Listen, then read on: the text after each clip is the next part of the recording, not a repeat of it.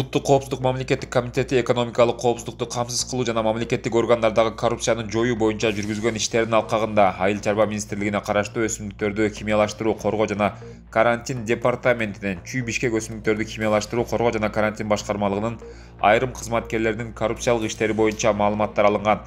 Козголгон кылмыш ишинин алкагына жүргүзүлгөн ыкчам иликтөө иш-чараларынын жүрүшүндө департаменттин Чүй башкармасынын кызмат адамдарына 1000 сомдон 3000 сомго чейин белгилүү акчалай сыйлык үчүн фитосанитардык жана карантиндик сертификаттарды реэкспорттоо, фитосанитардык жана карантиндик сертификаттарды берүүнүн тартиби жөнүндө жобонун талаптарын аткарбастан карантинге алынган продукцияны экспорттоо үчүн шайкештиктин фитосанитардык сертификаттарын берүүнү жүзөгө ашырышкан.